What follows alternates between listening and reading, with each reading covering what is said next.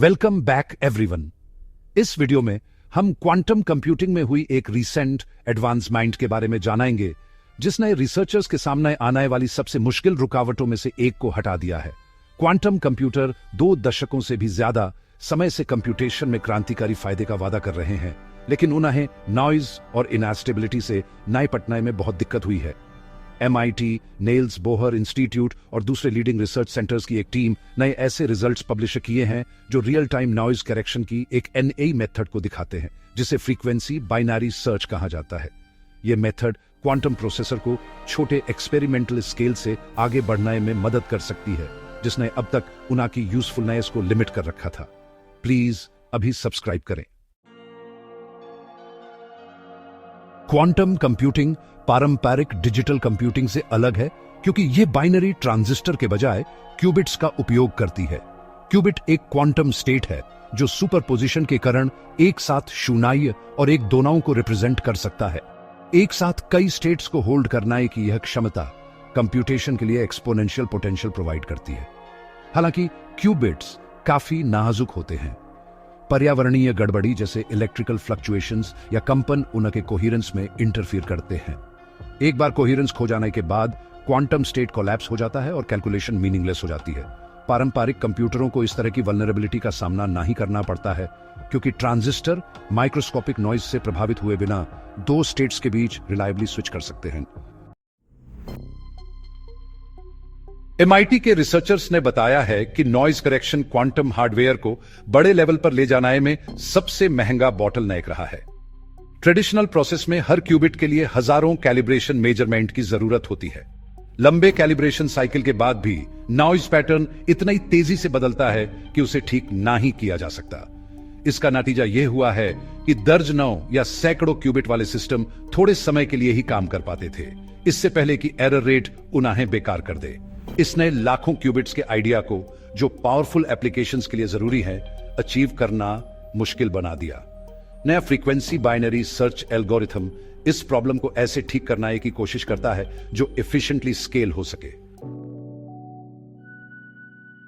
Frequency binary search का सिद्धांत data science में नैरोइंग तकनीक के समान है, जहां संभावित मानों की रेंज को स्टेप बाय स्टेप कम किया जाता है जब तक कि सॉल्यूशन मिल न जाए। इस कॉन्टेक्स्ट में एल्गोरिथम तेजी से उस फ्रीक्वेंसी को पहचानता है जिस पर नॉइज क्यूबिट्स में इंटरफेयर करती है। हजारों इंडिविजुअल मेजरमेंट्स की जरूरत पड़ने के बजाय यह 10 से भी कम स्टेप्स में एरर कंडीशन पर k नेबर्स हो जाता है। फिर सिस्टम क्यूबिट्स को गाइड करने वाले कंट्रोल सिग्नल्स पर करेक्शन अप्लाई करता है। इसका मतलब है कि कैलिब्रेशन के लिए लगने वाला समय घंटों से कम होकर सेकंड्स में आ जाता है और मशीन के ऑन पैरेट होने के साथ एडजस्टमेंट लगातार किया जा सकता है। नेल्स बोर इंस्टीट्यूट की टीम ने इस बात पर जोर दिया कि यह तरीका यूनिवर्सल है। यह क्यूबिट्स के किसी विशेष फिजिकल इंप्लीमेंटेशन तक सीमित नहीं है, जो कि काफी रिमार्केबल है। Superconducting qubits, trapped ion qubits और स्पिन बेस्ड क्यूबिट्स सभी को नॉइज से दिक्कत होती है और सभी को इस अप्रोच का यूज करके सही किया जा सकता है। यह जरूरी है क्योंकि कंपीट करने वाली वाइब्रेशनियों ने अलग अलग टेक्नोलॉजी को यूज किया है। IBM और गूगल ने मिनाली सुपर कंडक्टिंग क्यूबिट्स पर ध्यान दिया है। IonQ और हनीवेल ने ट्रैप्ड आयन के साथ काम किया है। माइक्रोसॉफ्ट ने टोपोलॉजिकल क्यूबिट्स को यूज किया है। हर डिजाइन के अपने फायदे और नुकसान हैं, लेकिन सभी को नॉइज को हैंडल करना पड़ता है। एक यूनिवर्सल करेक्शन एल्गोरिथम जो किसी भी प्लेटफॉर्म के हिसाब से खुद को ढाल सकती है, इस फील्ड में फ्रैगमेंटेशन को कम करती है। इंप्रूवमेंट को समझने के लिए यह याद करना मददगार होगा कि एरर करेक्शन को पहले कैसे मैनेज किया जाता था। Classical error correction code redundancy जोड़कर काम करते हैं ताकि करप्टेड बिट्स को आसपास की इनफॉर्मेशन से रिकंस्ट्रक्ट किया जा सके। क्वांटम एरर करेक्शन ने कई फिजिकल क्यूबिट्स में लॉजिकल क्यूबिट्स को इनकोड करके इस आइडिया की नकल करने की कोशिश की है। हालांकि रिडंडेंसी क्यूबिट्स की रिक्वायर्ड संख्या को 10 या उससे ज्यादा फैक्टर से बढ़ा देती है। इस कॉस्ट ने स्केलिंग को अव्यवहारिक बना दिया है।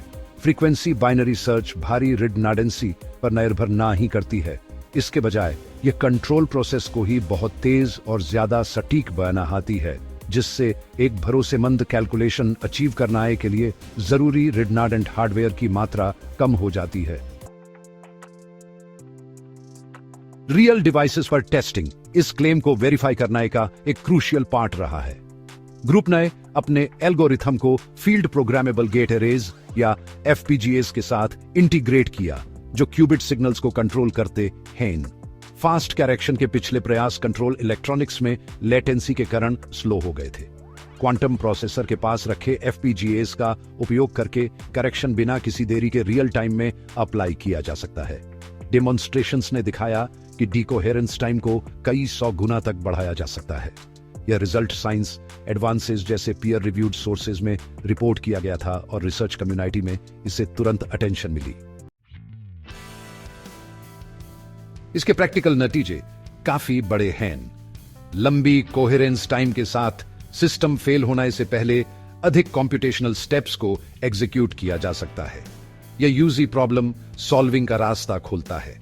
आईबीएम के रिसर्चर्स ने कहा है कि मॉलिक्यूल्स का सटीक सिमुलेशन उन पहले वैल्यूएबल एप्लीकेशंस में से एक है जिसकी वे क्वांटम कंप्यूटर से उम्मीद करते हैं।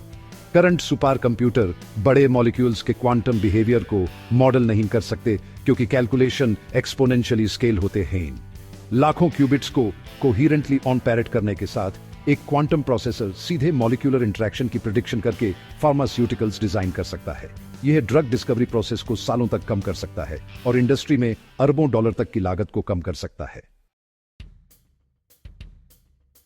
एक और एग्जांपल है क्रिप्टोग्राफी। मॉडर्न पब्लिक की एनक्रिप्शन मैथमेटिकल प्रॉब्लम्स पर डिपेंड करता है, जैसे बड़े नंबर्स को फैक्टर करना। कन्वेंशनल कंप्यूटर्स इन नंबर्स को कम समय में फैक्टर नहीं कर सकते, जिससे एनक्रिप्शन सेफ रहता है। एक बड़े लेवल का क्वांटम कंप्यूटर शोर के एल्गोरिदम को चलाकर इन प्रॉब्लम्स को जल्दी सॉल्व कर सकता है। इससे करंट एनक्रिप्शन मेथड्स ऑब्सोलीट हो जाएंगे। United states national institute of standards and technology सहित सरकारों ने पहले ही नए पोस्ट क्वांटम एनक्रिप्शन स्टैंडर्ड्स की तैयारी शुरू कर दी है। रियल टाइम नॉइज करेक्शन के आने से उस ट्रांजिशन की अर्जेंसी और बढ़ जाती है।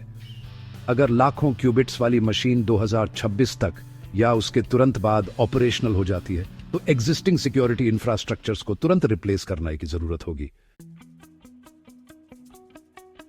वेदर फॉरकास्टिंग और क्लाइमेट मॉडलिंग ऐसे और डोमेन हैं जहां इंप्रूवमेंट देखने को मिल सकता है। अभी के फॉरकास्ट्स लिमिटेड हैं क्योंकि वे कॉम्प्लेक्स एटमॉस्फेरिक इंटरैक्शन को फाइन रेजोल्यूशन पर सिमुलेट नहीं कर पाते। क्वांटम प्रोसेसर नॉइज करेक्शन के साथ बहुत सारे वेरिएबल्स को एक साथ हैंडल कर सकते हैं। European Centre for Medium Range Weather Forecasts ने क्वांटम रिसोर्सेज को इंटीग्रेट करने में इंटरेस्ट दिखाया है जैसे ही वे अवेलेबल होंगे। स्पेसिफिक लोकेशन आज तक सटीक फॉरकास्ट से एग्रीकल्चर, डिजास्टर प्रिपरेशन और ट्रांसपोर्टेशन लॉजिस्टिक्स में सुधार होगा। ये मीडियम टर्म इंपैक्ट्स के एग्जांपल्स हैं जहां सरकारें और इंडस्ट्री पहले से ही पोटेंशियल वैल्यू देख सकते हैं और टेक्नोलॉजी को जल्द से जल्द अपनाने की प्लानिंग कर रहे हैं। फाइनेंशियल सेक्टर में जेपी मॉर्गन चेज जैसी वाइब्रेशनियों ने छोटे एक्सपेरिमेंटल हार्डवेयर पर क्वांटम एल्गोरिदम का टेस्ट किया है। एक साथ बड़ी संख्या में मार्केट के वेरिएबल्स का एनालिसिस करने की एबिलिटी से ऐसे प्रेडिक्शन और ऑप्टिमाइजेशन हो सकते हैं जो क्लासिकल मेथड से कहीं बेहतर होंगे। लिमिटिंग फैक्टर नॉइज रहा है जिसने रिजल्ट्स को अनरिलायबल बना दिया है। रियल टाइम करेक्शन के साथ ऐसे एप्लीकेशन स्केल कर सकते हैं। आईईई स्पेक्ट्रम में रिपोर्ट किए गए शुरुआती ट्रायल्स ने सजेस्ट किया है कि पोर्टफोलियो ऑप्टिमाइजेशन प्रॉब्लम्स जिनमें ट्रेडिशनल सिस्टम्स पर घंटों लगते हैं, उन्हें फंक्शनल क्वांटम हार्डवेयर के साथ सेकंडों में सॉल्व किया जा सकता है। जैसे जैसे हार्डवेयर प्रोग्रेस करेगा, ये ट्रायल्स डेमोन्स्ट्रेशन से रियल मार्केट एप्लीकेशंस की ओर शिफ्ट हो जाएंगे। लिमिटेशंस बताना भी जरूरी है। एल्गोरिथम नॉइज को कम करता है, लेकिन यह सभी टेक्निकल चैलेंजेस को खत्म नहीं करता। लाखों क्यूबिट्स वाले हार्डवेयर बनाने के लिए अभी भी एडवांस्ड फैब्रिकेशन, एकदम ठंडा माहौल और स्टेबल इंफ्रास्ट्रक्चर्स चाहिए। माइक्रोसॉफ्ट का टोपोलॉजिकल क्यूबिट्स पर काम हार्डवेयर लेवल पर फ्रैजिलिटी को कम करने का एक तरीका है। दूसरे groups error tolerant qubit designs पर रिसर्च कर रहे हैं। फ्रीक्वेंसी बाइनरी सर्च को इन कोशिशों का पूरक कॉम्प्लीमेंट समझा जाना चाहिए, न कि इसका विकल्प, सब्स्टिट्यूट। इसके अलावा रिलायबल क्वांटम प्रोसेसर्स के प्रोडक्शन को बढ़ाने के लिए सेमीकंडक्टर इंडस्ट्री के बराबर इंडस्ट्रियल इन्वेस्टमेंट की जरूरत होगी। यह बैड लव अनुकूल परिस्थितियों में भी सालों लेगा। यूनिवर्सिटीज और गवर्नमेंट प्रोग्राम्स पहले से ही इन डेवलपमेंट्स को सपोर्ट करने के लिए आगे बढ़ रहे हैं। यूनाइटेड स्टेट्स में नेशनल क्वांटम इनिशिएटिव एक्ट नए MIT, यूनिवर्सिटी ऑफ शिकागो और बाकी इंस्टीट्यूशंस में रिसर्च सेंटर्स के लिए फंडिंग प्रोवाइड की है।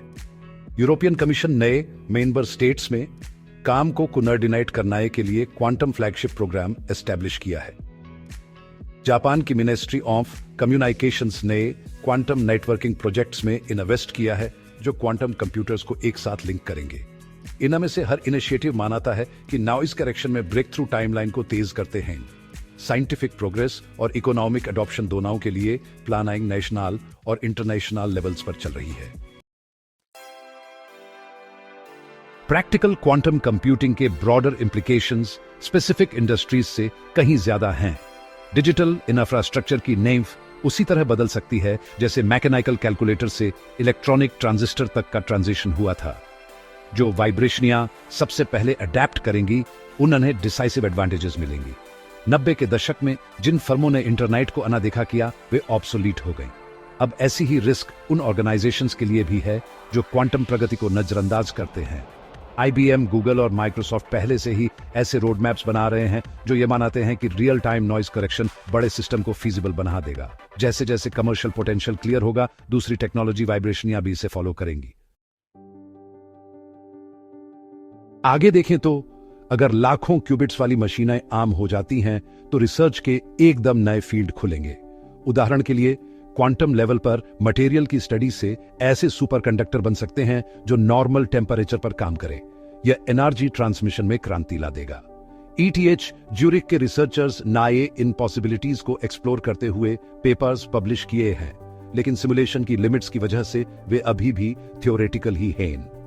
नॉइज करेक्टेड क्वांटम प्रोसेसर के साथ उन थ्योरीज को सीधे टेस्ट किया जा सकता है।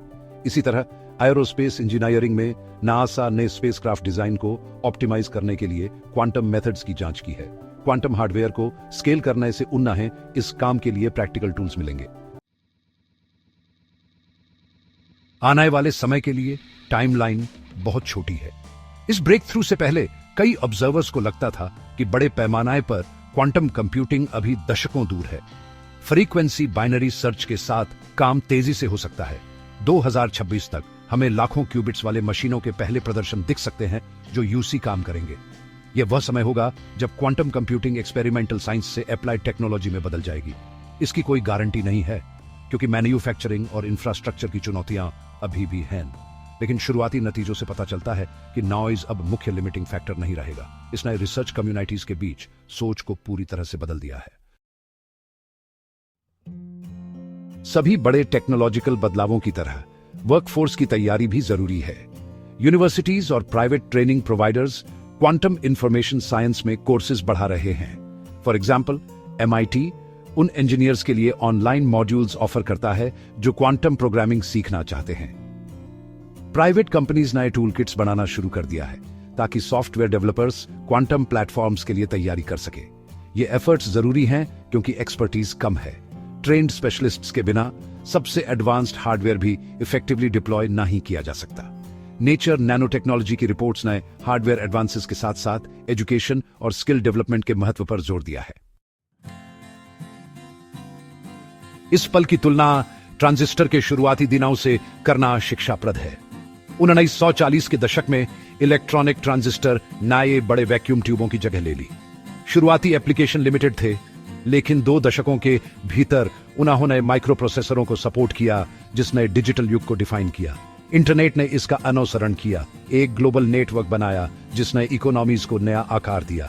क्वांटम कंप्यूटिंग भी इसी तरह की राह पर चल सकती है।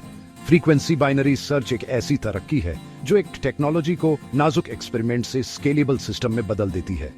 इसमें अभी अनिश्चितता बनाई हुई है, लेकिन समानता इतना ही मजबूत है कि इंडस्ट्री के लीडर्स पहले से ही सफलता की उम्मीद के आधार पर लॉन्ग टर्म प्लान बना रहे हैं। तो आखिर में रियल टाइम नॉइज करेक्शन के लिए फ्रीक्वेंसी बाइनरी सर्च का आविष्कार एक टर्निंग पॉइंट है।